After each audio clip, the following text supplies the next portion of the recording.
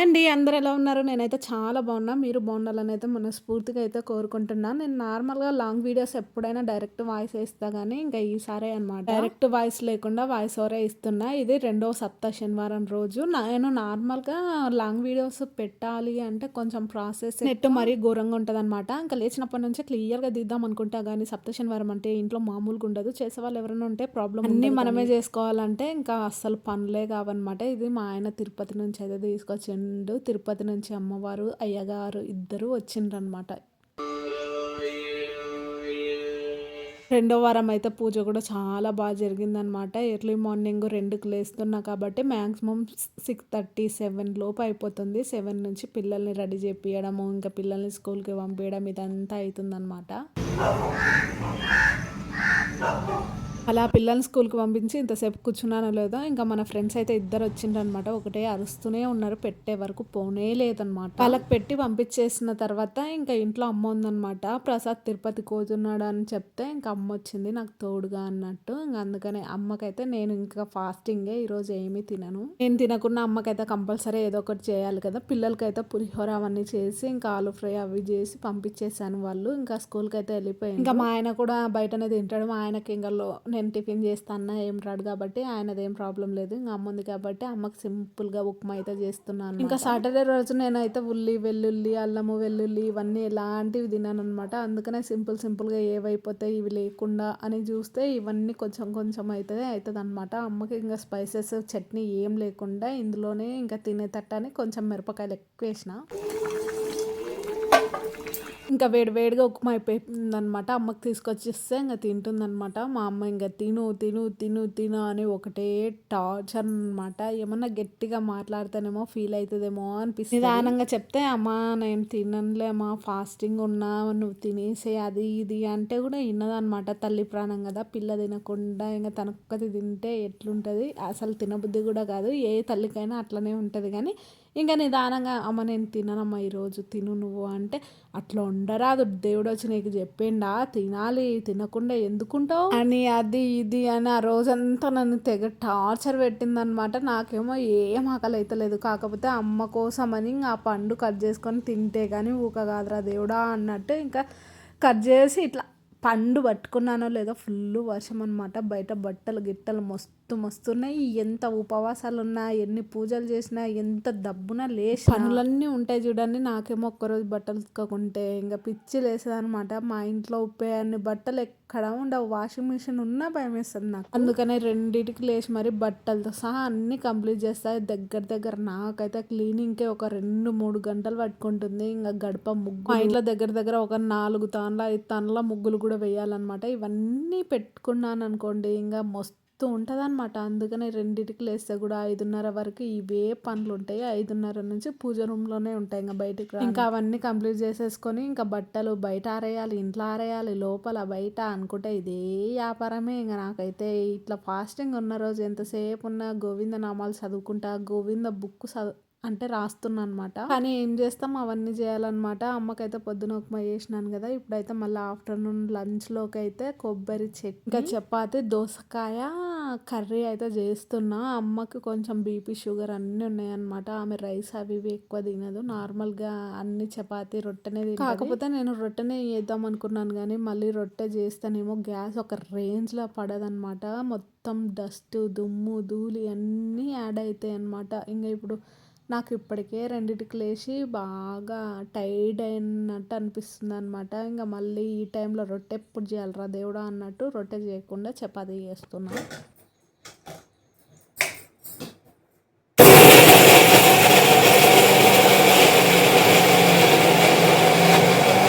కొబ్బరి చట్నీ చాలా సింపుల్ అబ్బా. నేను ఎప్పుడు కొబ్బరి చట్నీ పెట్టినా మాత్రం నాకు మంచి వ్యూస్ వస్తాయి. ఈసారి నార్మల్గా షార్ట్లో పెడదామని ప్రజెంట్ అయితే లాంగ్ వీడియోలు అయితే పెడతాను. కొట్టిన కొబ్బరికాయలు ఉంటాయి కదా, నేను నార్మల్గా ఎప్పుడు అవే చేస్తూ ఉంటాను అనమాట. ఎక్కువ మా ఇంట్లో కొబ్బరికాయలు అంటే దేవునికి మా ఆయన సోమవారం, మంగళవారం, శనివారం ఇట్లా వెళ్తూనే ఉంటాడు. కొబ్బరికాయలు బాగానే ఉంటాయి అన్నమాట ఇంట్లో. ఇంకా అందుకనే ఏదన్నా స్వీట్ అన్నా లేదనుకోండి మ్యాక్సిమం కొబ్బరి చట్నీ ఎక్కువ చేస్తాను నేను, ఎందుకంటే మా ఇంట్లో అందరూ ఇష్టంగా తింటారు. ఏం లే, ఫస్ట్ కొబ్బరికాయని తీసుకొని చిన్న చిన్న ముక్కలుగా కట్ చేయాలన్నమాట. మంచిగా దన్న 4 దెబ్బలు వేస్తే కొబ్బరికాయ అట్లా ఊసొస్తుంది అనమాట. దాన్ని చిన్న చిన్న ముక్కల్లాగా కట్ చేసి ఇంకా ఒక మిక్సీ జార్ తీసేసుకొని అందులో కొబ్బరి ముక్కలు కట్ చేసి పెట్టుకున్నాం కదా, వాటిని వేసుకోవాలి. తర్వాత మనకి ఎంత స్పైసెస్ పచ్చిమిర్చి కావాలి అనుకుంటే అంతగా చిన్న చిన్న కట్ చేసి ఇంకా వాటిని వేసి కొంచెం కల్లుప్పు అంటారు కదా, అది కూడా వేసుకోవాలి. ఎల్లిపాయలు తింటే ఎల్లిపాయలు కూడా వేస్తే బాగా టేస్ట్ ఉంటుంది అనమాట. నేను దగ్గర ఒక గడ్డ వరకు ఎల్లిపాయలు వేస్తాను అనమాట. కాకపోతే ఈరోజు తినాం కాబట్టి సాటర్డే రోజు ఈరోజు అయితే నేను ఏమి వేస్తలేను. ఇంకా కర్రపాకు కూడా ఏమి వేయను కాబట్టి కొంచెం జీలకర్ర, ఆవాలు, ఆయిల్, కొంచెము ఎండుమిర్చి వేసినాను. వేసి అందులోనే కొంచెం పసుపు కూడా వేసేసుకొని మనం ముందుగా మిక్సీ పట్టేసుకున్నాం కదా, దాన్ని వేసి ఇంకా మంచిగా చిన్న మంట పెట్టుకోవాలి. చిన్న మంట మీద బాగా ఉడికించుకోవాలి. ఇంకా ఇలా బాగా అంటే చిన్న మంట మీద ఉడికించుకున్నప్పుడు టేస్ట్ అనేది చాలా బాగుంటుంది అనమాట. రైస్లోకైనా, చపాతీ, రోటీ ఎందులోకైనా బాగుంటుంది. దోశలు లెగ్ కూడా ఈ చట్నీ బాగుంటుంది.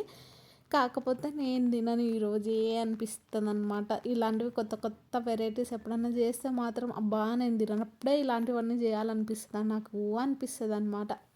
కానీ అదేంటో నాకైతే 2 వారాలు అవుతుంది కదా, మళ్ళీ అప్పుడు తొలి ఏకాదశి అప్పుడు దానప్పుడు అంతా ఫాస్టింగ్ ఉంటున్నా కదా, నాకు ఎందుకో ఆకలి అనిపిస్తలేదండి. అస్సలు అంటే అస్సలు ఆకలి అనిపిస్తలేదు. అంటే నార్మల్ డేస్లలో 9 కానీ గంట కొట్టినట్టు తినే వరకు ఇంకా అబ్బా ఆకలి అవుతుంది, టైం అవుతుంది, ఆకలి అవుతుంది, టైం అవుతుంది అనిపిస్తుండే. కానీ ఎందుకో నాకైతే చాలా చాలా బాగా అనిపిస్తుంది.